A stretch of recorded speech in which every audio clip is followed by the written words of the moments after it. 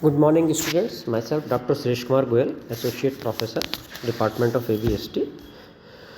Last time पर हमने economic order quantity के बारे में पढ़ा था कि EOQ क्या होता है और किस प्रकार से हम इसकी गणना करते हैं। इसका अर्थ मैंने बतलाया और इसका कंसेप्ट मैंने समझा करके आपको ये बतलाया कि किस प्रकार से इसकी हम गणना करते हैं और इसका एक क्वेश्चन भी हमने किया था। आज हम इसका एक नेक्स्ट क्वेश्चन और लेते हैं जिसमें एक्चुअली आपके जो क्वेश्चंस के कॉम्बिनेशन होते हैं उसमें स्टॉक लेवल और EOQ दोनों का समावेश होता है। तो उसका हम एक क्वेश्चन आज ले लेते हैं। ये क्वेश्चन आपको दे रखा है,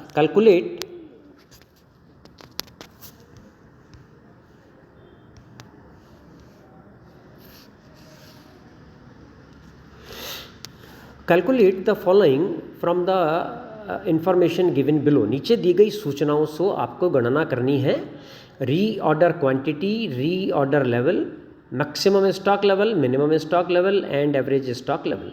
रीऑर्डर क्वांटिटी यानी एक बार में कितनी इकाइयाँ मंगाई जाए, तो रीऑर्डर क्वांटिटी क्या हो गया, EOQ, इकोनॉमिक ऑर्डर क्वांटिटी हो गई एक तरीके से, ठीक है ना।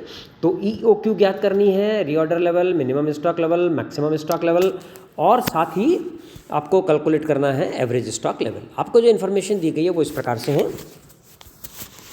आपको कहा गया है कि टोटल कॉस्ट ऑफ परचेज है 40 पर ऑर्डर। आपको एक ऑर्डर देने की जो लागत है वो 40 रुपये है, तो ऑर्डरिंग कॉस्ट 40 रुपये।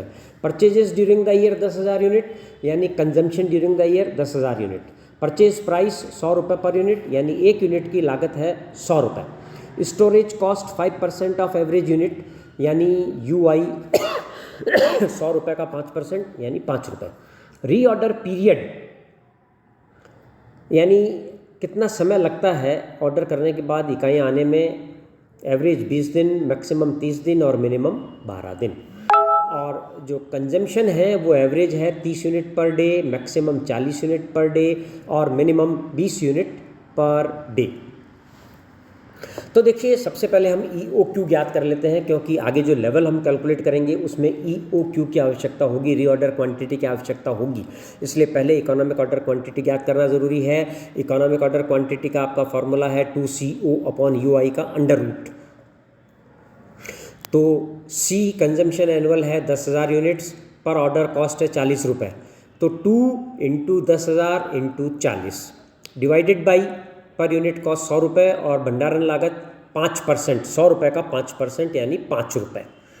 तो 2 × 10,000 × 40 ये हो गया 8 लाख डिवाइडेड बाई 5 रुपये, इसका under root.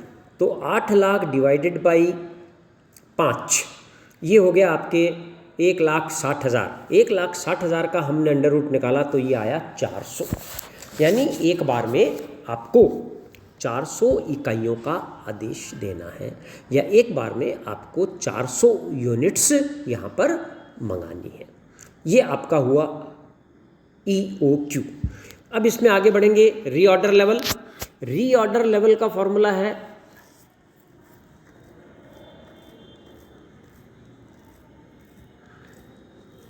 Maximum usage into maximum reorder time. तो मैक्सिमम यूजेस और maximum reorder time, reorder time maximum 30 दिन, मैक्सिमम यूजेस है 40 यूनिट प्रतिदिन, तो 40 × 30 1200 यूनिट। ये हुआ आपके रीऑर्डर लेवल। आपको मैंने ध्यान हो तो बताया था कि दोनों की यूनिट ऑफ टाइम सेम होना चाहिए। कंजम्पशन रेट दिन में है तो रीऑर्डर पीरियड भी दिन में होना चाहिए, कंजम्पशन रेट वीक में है तो रीऑर्डर पीरियड भी वीक में होना चाहिए। तो यहाँ दोनों चीज़ दिन में है।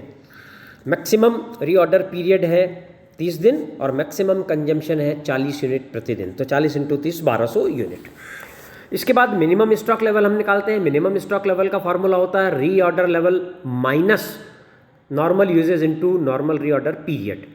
तो रीऑर्डर लेवल जो है वो भी आपने कैलकुलेट किया 1200 unit, 1200 unit minus normal consumption और normal reorder period. Reorder period है 20 दिन और नॉर्मल कंजम्पशन या एवरेज कंजम्पशन है 30, तो 20 × 30 600। 1200 माइनस 20 × 30 तो 1200 माइनस 600, तो ये हो गया 600 यूनिट मिनिमम स्टॉक लेवल। अब आपको लेना है maximum stock level. Maximum stock level का फॉर्मूला है reorder level plus reorder quantity minus minimum usage into minimum reorder period. तो रीऑर्डर लेवल अभी आपने कैलकुलेट किया था 1200 यूनिट, रीऑर्डर क्वांटिटी यानी EOQ हमने कैलकुलेट किया 400 unit, 1200 plus 400 1600 minus minimum consumption into minimum reorder period. तो मिनिमम रीऑर्डर पीरियड 12 दिन और मिनिमम कंजम्पशन 20 यूनिट प्रति दिन, तो 12 इंटू 20 240। तो इस प्रकार से हमने ये कैलकुलेट किया reorder level plus reorder quantity 1200 plus 400 1600 minus minimum usage into minimum reorder period 20 into 12 यानी 2400, तो 240, 1600 माइनस 240, तो ये हुआ 1360 यूनिट आपका मैक्सिमम स्टॉक लेवल। तो minimum stock level 600, maximum stock level 1360, average stock level in दोनों का एवरेज निकाल लो 600 प्लस 1360 यानी 980 यूनिट आपका जो है एवरेज स्टॉक लेवल रहेगा 980 यूनिट। और 1200 इकाई पर लेवल आते ही आपको माल खरीदने की कार्यवाही प्रारंभ कर देनी है और एक बार में आपको 400 यूनिट्स का माल जो है मंगाना है।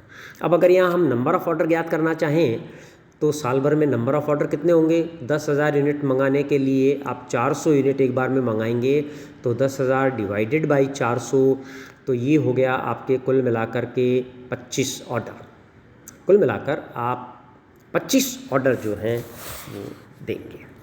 ठीक है, अब एक क्वेश्चन हम और लेते हैं इसी से रिलेटेड, जिसमें आपको केवल EOQ से संबंधित ही कैलकुलेशन करनी है। आपको कह रहे हैं कि वंश लिमिटेड 4000 इकाइयों की मासिक मांग वाली वस्तु बनाता है। 4000 इकाइयों की मासिक मांग, मंथली डिमांड 4000। वस्तु में X घटक की आवश्यकता है जिसे 20 रुपये पर क्रय किया जाता है और प्रत्येक तैयार वस्तु के लिए घटक की 1 इकाई की ही आवश्यकता है। ठीक है, इंपॉर्टेंट लाइन है। आदेश देने की लागत 120 रुपये प्रति आदेश है तथा माल को भंडारण की लागत 10% वार्षिक है। आपको गणना करनी है EOQ। न्यूनतम समूह का आकार अगर हम 4000 इकाइयाँ का कर दें तो कितने अतिरिक्त लागत आएगी और न्यूनतम भंडारण लागत क्या होगी? इंग्लिश में भी मैं देख देता हूँ। वंश limited produces A product which has a monthly demand of 4000 units. The product requires a component X which is purchased at ₹20. For every finished product, 1 unit of component is required. The ordering cost is 120 per order and the holding cost is 10% per annum. You are required to calculate EOQ. If the minimum lot size to be supplied is 4000 unit, then what is the extra cost the company have to incur and what is the minimum carrying cost the company has to incur? देखिए, एक कोई संस्था है जो एक ऐसी इकाइयों का निर्माण करती है जिसकी 4000 इकाइयों की मंथली डिमांड है, यानी सालाना डिमांड हो गई 12 इंटू 4000 48,000। और इस वस्तु को बनाने के लिए आपको जो एक कंपोनेंट चाहिए X नाम का, वो 1 यूनिट के लिए 1 चाहिए, यानी 48,000 की डिमांड है तो आपको 48,000 प्रोडक्शन करना है। तो 48,000 प्रोडक्शन करने के लिए ये जो रॉ मटेरियल आपको चाहिए वो भी 48,000 यूनिट ही चाहिए। अगर यहाँ ये कहते थे कि 1 यूनिट बनाने के लिए 2 घटक चाहिए तो डबल हो जाता, 48 इंटू 2 96,000। अगर वो कहते कि एक रॉ मटेरियल की 1 यूनिट में 2 यूनिट तैयार हो जाती है तो 48,000 तैयार वस्तु हो रही है तो आपको वहाँ रॉ मटेरियल के लिए कितनी यूनिट चाहिए होती थी? 24,000 ही। तो ये ध्यान से पढ़ना है। एक आदेश देने की लागत 20,000 है और स्टोरिंग कॉस्ट 10% है। तो अब देखिए, एनुअल कंजम्पशन उसका हो गया 48,000। क्यों? क्योंकि 48,000 ही हमारे उस प्रोडक्ट की डिमांड है और 1 यूनिट को बनाने में 1 यूनिट रॉ मटेरियल चाहिए, तो 48,000 ही रॉ मटेरियल हम खरीदेंगे। ऑर्डरिंग कॉस्ट है 120 रुपये, तो 2CO हो गया 2 इंटू 48,000 इंटू 120। और भंडारण लागत है 10%। किसका 10%? 20 रुपये में हम 1 यूनिट खरीद रहे हैं, उसका 10% यानी 2 रुपये। तो 2 into 48,000 into 120 divided by 10% of 20, इन सब का अंडर रूट। तो 2 इंटू 48,000 इंटू 120, इसको इन्होंने कर दिया 96,000 इंटू 120, और 20 रुपये का 10% 2 रुपये, और इसको हम सॉल्व करके इसका अंडर रूट निकाल लेंगे तो ये हो गया 2400 यूनिट। इसका मतलब ये है कि आपको एक बार में 2400 यूनिट्स खरीदनी चाहिए। साल भर में 48,000 यूनिट हमें खरीदनी है, तो एक बार में अगर हम 2400 यूनिट खरीदेंगे तो साल भर में हमको कितने ऑर्डर प्रेषित करने पड़ेंगे? 48,000 डिवाइडेड बाई 2400 यानी 20 ऑर्डर। नंबर ऑफ ऑर्डर की भी ज़रूरत पड़ेगी तो 20 ऑर्डर। अब दूसरा क्वेश्चन ये कह रहा है कि अगर सप्लायर की ये शर्त है कि हम एक बार में 4000 यूनिट से कम सप्लाई नहीं करेंगे, तब हमको कितनी अतिरिक्त लागत वहन करनी होगी? अब नेचुरली जो EOQ हमने अगर निकाला है 2400 यूनिट, तो हम जैसे ही इससे डेविएट होंगे, यानी 2400 से कम यूनिट मंगाएंगे या 2400 से ज़्यादा यूनिट एक बार में मंगाएंगे, तो हमारी जो ऑर्डरिंग कॉस्ट है और जो हमारी कैरिंग कॉस्ट है उसका टोटल ज़्यादा आएगा। सबसे पहले तो हमें निकाल लें कि अगर हम EOQ पर अगर हम माल मंगाएं, 2400 यूनिट का ही माल मंगाएं, तो हमारी क्या लागत होगी? तो देखो, एक बार में अगर हम 2400 यूनिट का माल मंगाएं तो आपको नंबर ऑफ़ ऑर्डर मैंने बता दिया 20, और एक ऑर्डर की कॉस्ट है 120 रुपये, तो 20 इंटू 120 2400 रुपये तो हो गई आपकी ऑर्डरिंग कॉस्ट। और कैरिंग कॉस्ट, आप एक बार में 2400 यूनिट मंगा रहे हैं, तो आप एक बार में 2400 यूनिट मंगा रहे हैं, तो हम ये मानते हैं कि ऑन एवरेज जो है उसका हाफ स्टॉक में रहता है, तो 2400 यूनिट का हाफ 1200 यूनिट, तो हमारे ऑन एवरेज 1200 यूनिट स्टॉक में रहेगी, और एक यूनिट की भंडारण लागत हो रही है 2 रुपये, तो 1200 इंटू 2 वो भी 2400 रुपये, तो 2400 ऑर्डरिंग कॉस्ट, 2400 भंडारण लागत, कुल मिलाकर 4800 रुपये। देखिए, EOQ पर ऑर्डरिंग कॉस्ट और कैरिंग कॉस्ट दोनों समान होती है, ये भी एक नॉर्मल कंडीशन है। अगर स्टॉक हमारा जो है EOQ का आधा हम मानते हैं तो ये दोनों समान आएगा, तो 2400 प्लस 2400 4800 रुपये हमारी लागत आएगी ऑर्डरिंग और भंडारण, अगर हम EOQ पर जाएं, यानी एक बार में 2400 यूनिट मंगाएं। लेकिन ये कह रहे हैं कि आपको एक बार में 4000 यूनिट मंगानी पड़ेगी, तो एक बार में 4000 यूनिट मंगाएंगे तो 48,000 यूनिट खरीदने के लिए हमारे नंबर ऑफ़ ऑर्डर्स कितने हो जाएंगे? 48,000 डिवाइडेड बाई 4000 यानी 12 ऑर्डर। 12 ऑर्डर हम देंगे और एक ऑर्डर की कॉस्ट है 120 रुपये, तो 12 इंटू 120 रुपये, ऑर्डरिंग कॉस्ट हो गई 1440 रुपये, कम हो गई, लेकिन भंडारण लागत बढ़ जाएगी। एक बार में हमने 4000 यूनिट मंगाई, तो ऑन एवरेज हमारे स्टॉक में स्टोर्स में स्टॉक कितना रहेगा? 4000 का आधा 2000 यूनिट, और 2000 यूनिट की स्टोरेज कॉस्ट क्या हो जाएगी? 2000 इंटू 2 रुपये, क्योंकि एक यूनिट की स्टोरेज कॉस्ट है 2 रुपये, तो 2000 इंटू 2 4000 रुपये। ठीक है, तो 4000 रुपये भंडारण लागत और 1440 रुपये ऑर्डरिंग कॉस्ट, टोटल कॉस्ट 5440 रुपये। कब? जब हम एक बार में 4000 यूनिट मंगाएंगे, और अगर हम एक बार में 2400 यूनिट मंगाएं तो हमारी ये लागत आती है 4800।